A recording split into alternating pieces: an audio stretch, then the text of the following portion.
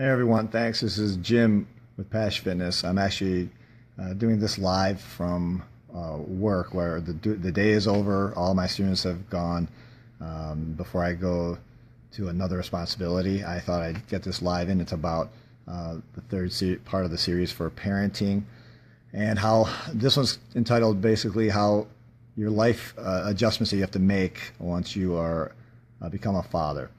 So how do you quantify all that? There's plenty of adjustments that have to be made. I'm sure I would not be able to get them all in if I even tried. But the reason why I'm writing this blog series actually is because I have a lot of friends who are at my age now, which is I'm 42, almost 43. I have friends who are just having children now, and I had my children almost 21 years ago. As my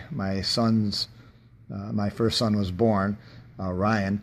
And my adjustments back then are definitely going to be different than what my friends who are now in their 40s having kids, than they have to make. So I'll give you just basically my side of it.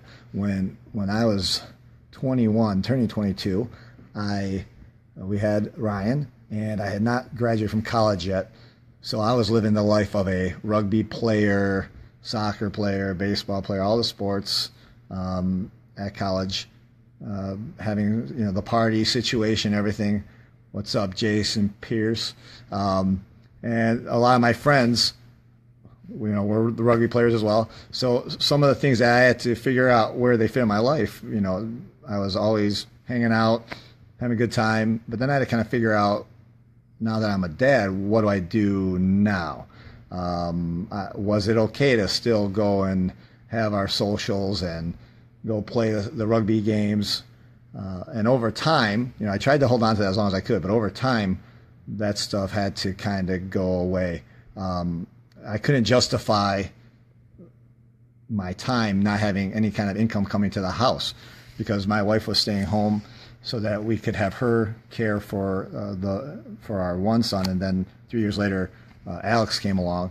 But we had to make a decision, and our decision was, if she went to work, all that money would go to daycare, and we just said that didn't make any sense.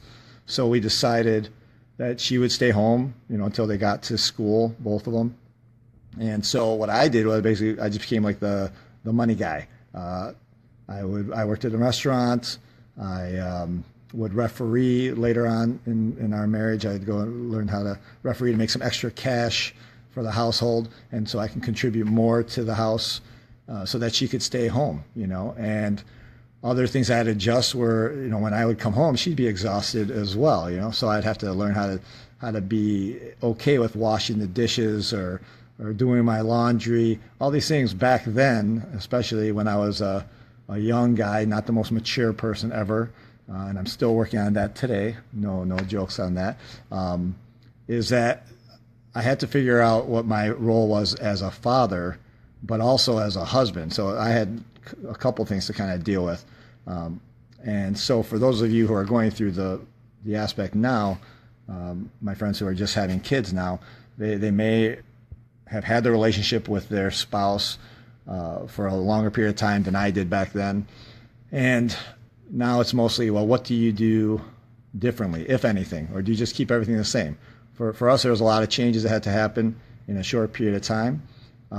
My son, Ryan, is actually coming back from Boston. He goes to college at Bentley. He's coming back today. He should be home in a few hours, and we're very excited. Can't wait to see him. But again, I remember way back when that all the stress, all the money concerns, am I doing a good job as a father? I'm not there enough. I'm not giving him enough time and attention. All these things, even now, as I look back, I'm like, was I perfect? I don't think I was perfect. I don't think I am perfect. I do my best, and my wife does her best.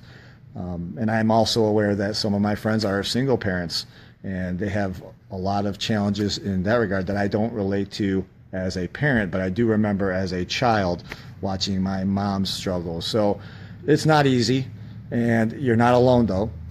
As you're wondering, what can I do? How do I do things different? I think if you just trust yourself and trust that you're doing the best you can, and you go to people, don't be afraid to go to people and ask for some help or suggestions, because there's a lot of people around who've gone through these things and would be glad to help. And that's why I'm posting this series. It's about being a parent.